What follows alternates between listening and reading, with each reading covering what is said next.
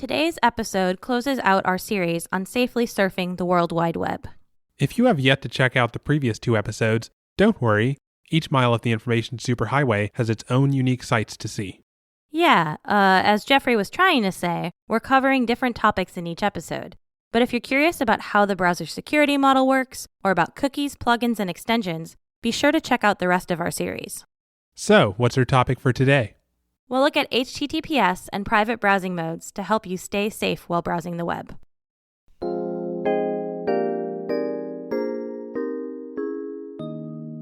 Hello, and welcome to Loose Leaf Security. I'm Liz Denny's. And I'm Jeffrey Thomas, and we're your hosts. Loose Leaf Security is a show about making good computer security practice for everyone. We believe you don't need to be a software engineer or a security professional to understand how to keep your devices and data safe. In every episode, we tackle a typical security concern or walk you through a recent incident. Android 9.0 was released last week. Every Android release is named after some dessert or candy, and this one is pie. Android versions just keep moving on up. There's a couple of neat security features in the new version that check off some of the boxes that previously only iOS had. In particular, Android now supports devices with a hardware security module, a physically separate CPU that handles storing encryption keys and verifying the OS, similar to Apple's Secure Enclave. Because this requires new hardware, it's not an improvement for existing phones, but it does show the direction they want to go with the platform. Android Pie also adds Lockdown Mode, which temporarily disables all methods of unlocking your device other than your PIN or password. It's useful if you're worried someone might be able to use your fingerprint or face recognition to unlock your phone without your consent. It's similar to the iPhone's Emergency SOS mode, which disables Touch ID and Face ID.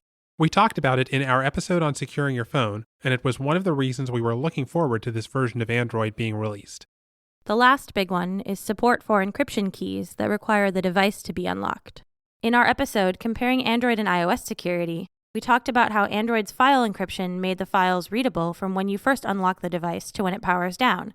And one of the advantages to Apple's approach to file encryption was that it supported having files that stopped being accessible once you locked the device again. Android now supports that same thing too. There's another interesting new feature. The ability to do indoor positioning with high accuracy using the round-trip time to nearby Wi-Fi access points.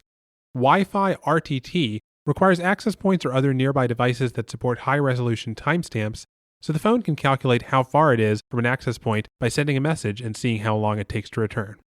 Google states that the access points themselves can't determine where you are. The calculation is only done on the phone. Still, any phone app that has permissions to access your location can now track you very precisely. So it's a reminder to go through your apps and disable permissions for anything that doesn't really need it. As always, there are going to be a ton of quiet and boring security improvements that are only fixed in the latest version of the software. So if your phone is offering you an upgrade to Android 9, it's worth taking some time to do the upgrade as soon as you can. And if your phone hasn't been offering you OS updates for a while, it may unfortunately be time to think about getting a new one. An Associated Press investigation has found that turning off Google's location history feature doesn't actually prevent Google from storing your location history.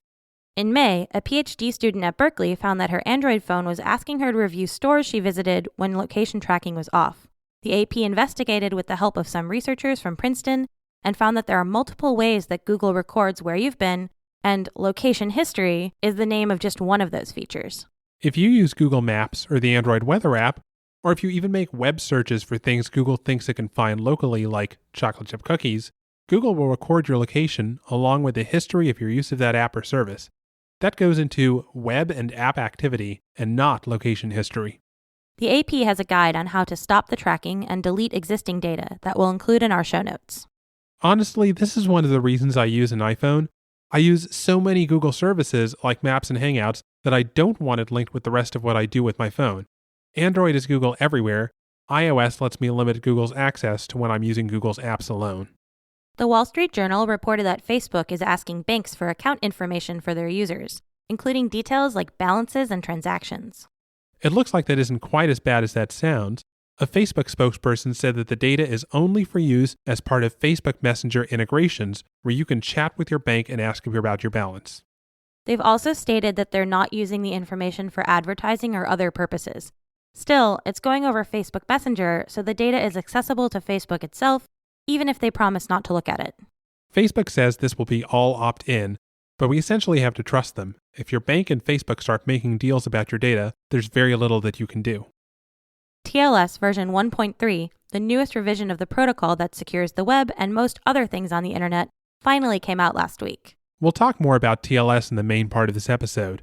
TLS 1.3 brings some notable security improvements, including getting rid of some older, less secure cryptographic algorithms, as well as older, less secure ways of using algorithms that are otherwise safe. TLS 1.3 also brings performance improvements when establishing a secure connection with a website you've already visited.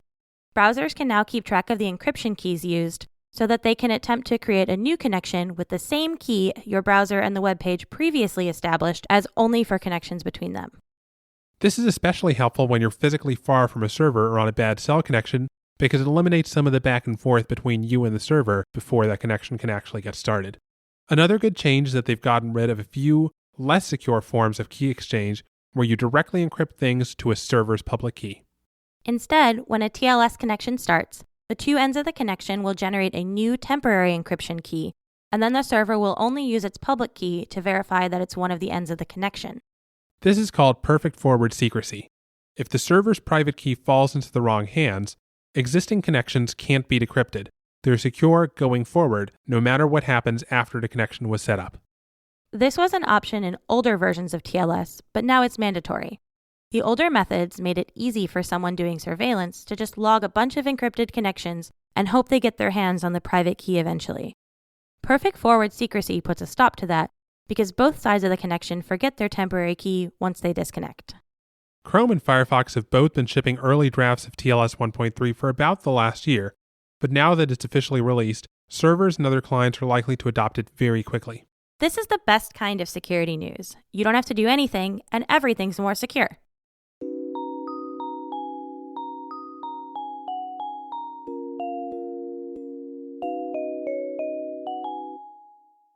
So, if you want privacy on the web, the place to start is making sure that nobody can read the conversation between you and whatever website you're visiting.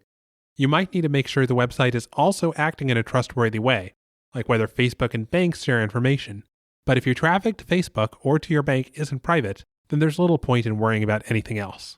When the web first came together for Tim Berners-Lee's nuclear physics documentation in the 1990s, there wasn't any need to protect against someone reading or modifying your web traffic.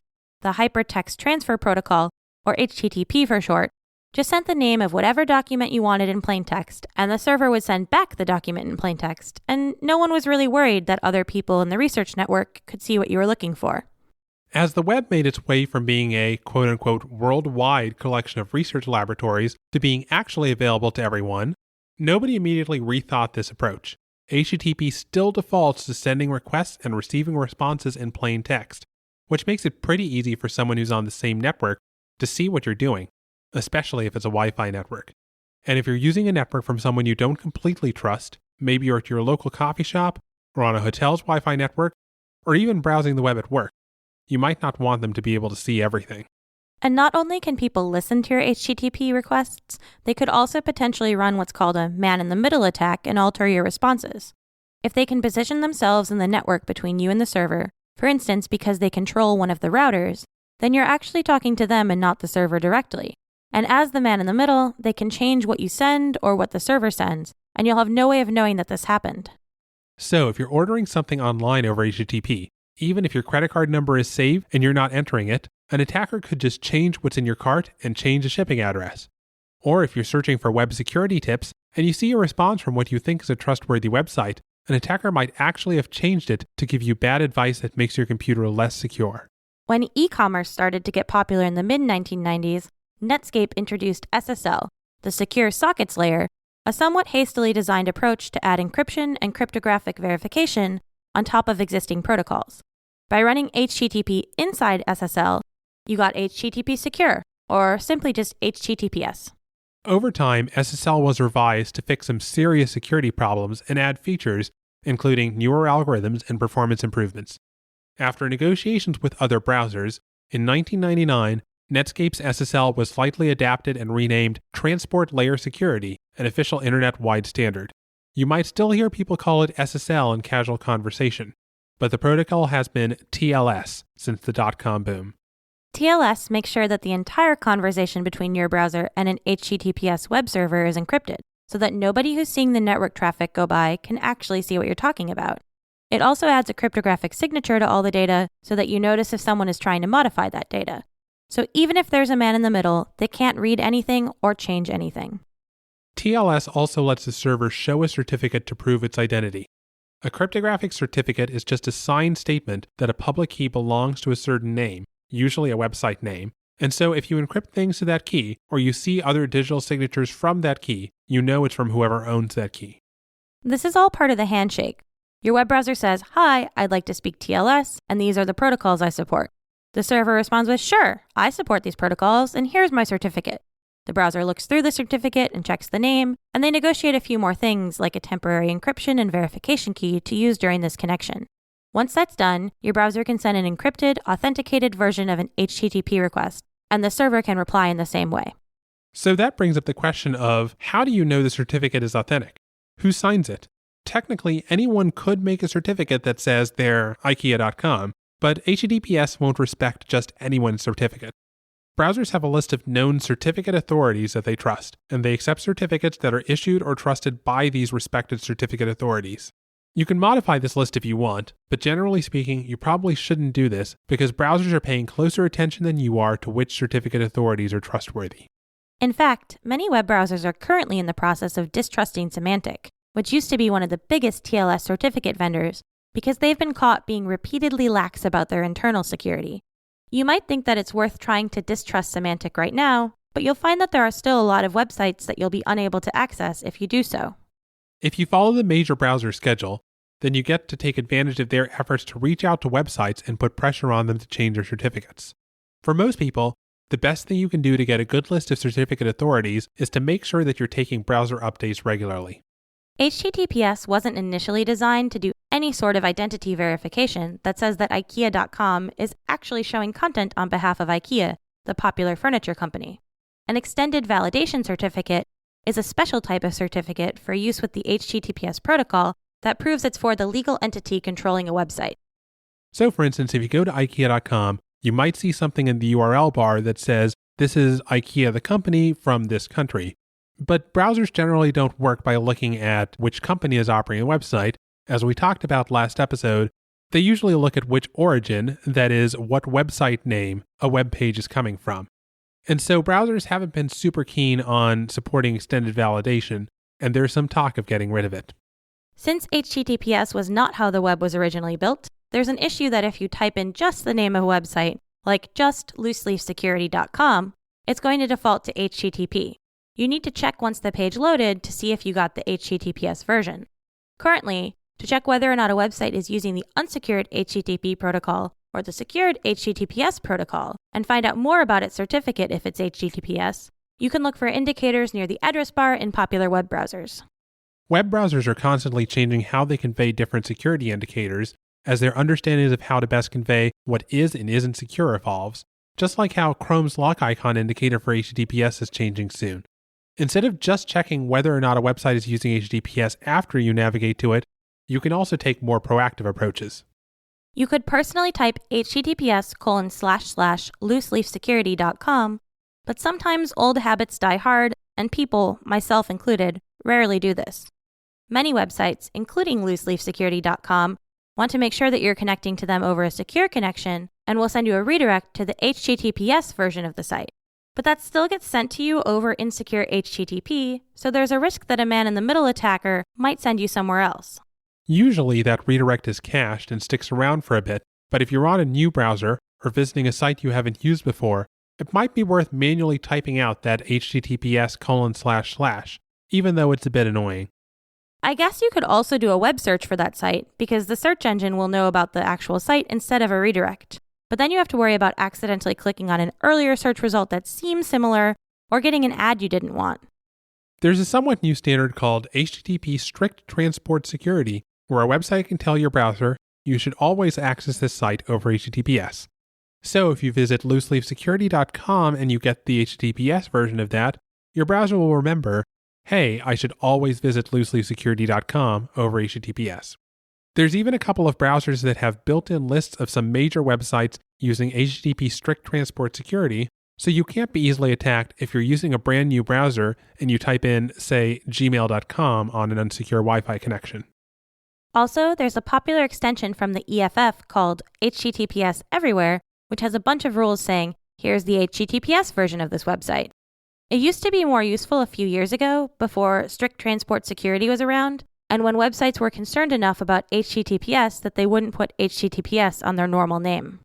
Yeah, many years ago, Wikipedia only supported HTTPS on a special site name, secure.wikimedia.org. They stopped doing that as HTTPS got more popular and better supported by both browsers and web server software, and now they just set the strict transport security setting. A good reason to still use HTTPS Everywhere is that it has a mode where you can ask it to block all insecure HTTP connections. It turns out that most websites support HTTPS these days, so you can generally get by with this mode enabled. Actually, that brings up something we should talk about quickly. Does every website need HTTPS? It sort of seems like the whole web is moving in this direction. Well, when you're sending logins or financial information, of course you want HTTPS. And also basically anything with a cookie. A cookie is a unique identifier just for you, so if it means anything, it should be a secret between you and the website. Even a random shark game I've been playing lately uses it. Otherwise, I'd definitely have stolen all your sharks over this Wi-Fi network by now. Anything that's sending you JavaScript and has sensitive information stored locally, even if it's not using cookies, also needs to use HTTPS, because otherwise an attacker can just send you malicious JavaScript that copies the sensitive information somewhere else. For entirely static websites like Wikipedia or news sites, it's still important because you want to make sure you're seeing accurate information from the website as they wrote it. And even for completely random websites, there's still some threats for malicious JavaScript that's now harder to identify the source of. It's similar to the malvertising attacks we talked about last episode. It's not a huge risk, but probably any website you're intentionally going to isn't going to be as hostile as someone camping out on the local public Wi-Fi trying to figure out who they can hack. So if you're on a Wi-Fi network you're particularly suspicious of, and all you want to do is quickly check your email, which you know should be HTTPS, you can use HTTPS Everywhere's HTTPS only mode to make sure that nothing is sending insecure requests in the background from some link you click or some tab you forgot about. I commonly use the option to block all HTTP connections when I'm at a coffee shop because enough websites support HTTPS these days that I can get my work done without using plain text HTTP at all. If I find a website that I really need to read that only supports HTTP, I'll open up incognito mode and then I can read it without risking the secrecy of any of my cookies or anything. That brings us to the other major topic for today, incognito mode or private browsing. Before we dive into that, let's take a quick break.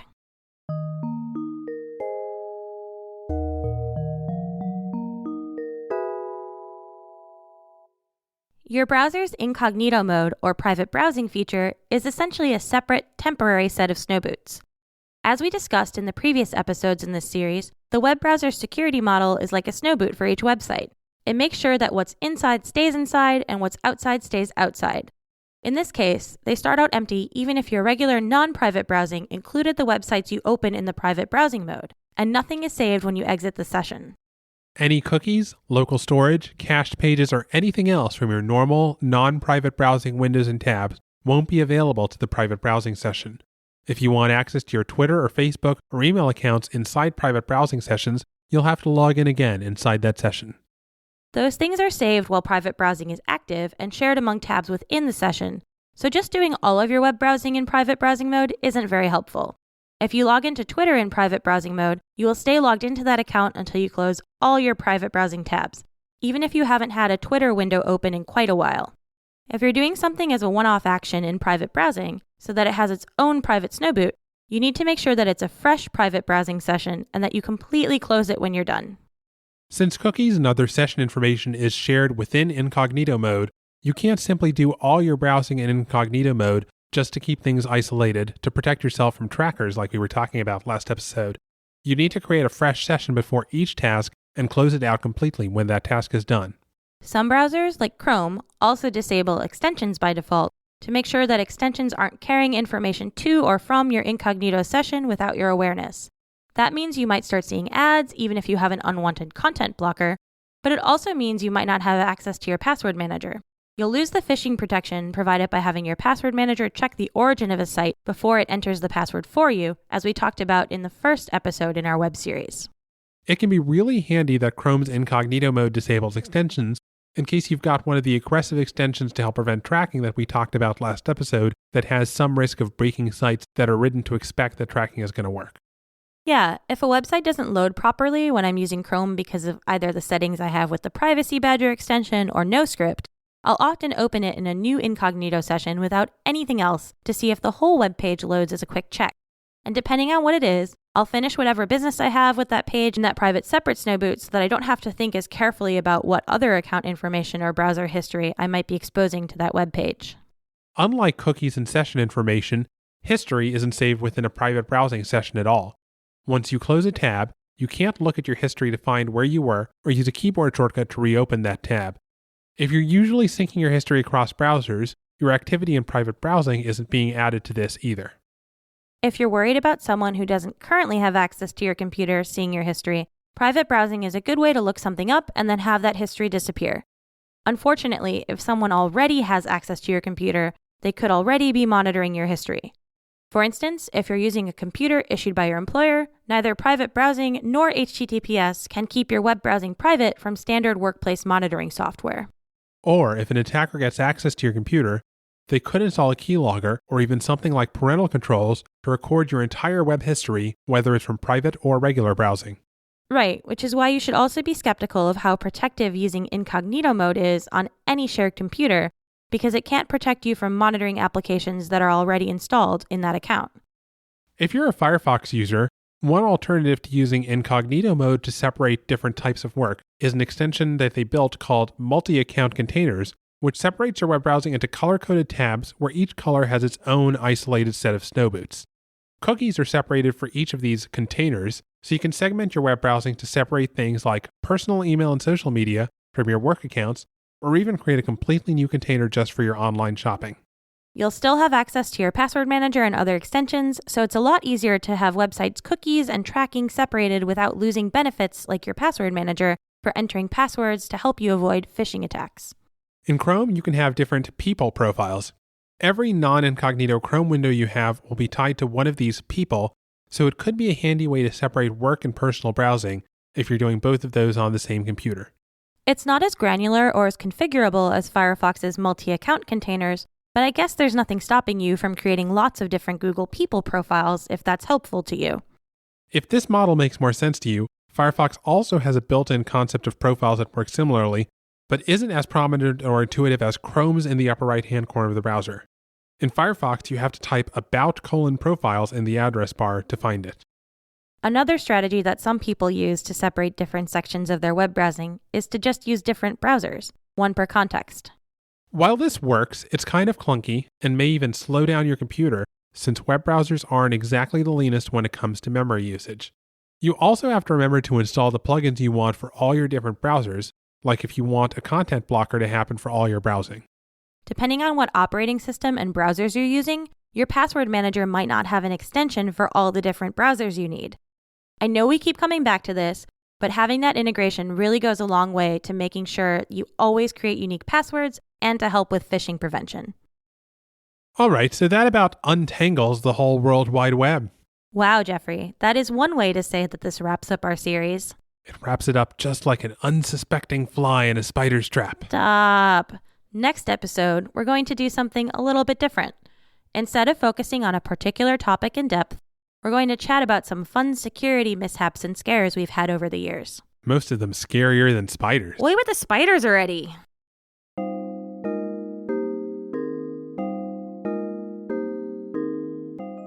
Loose Leaf Security is produced by me, Liz Denny's.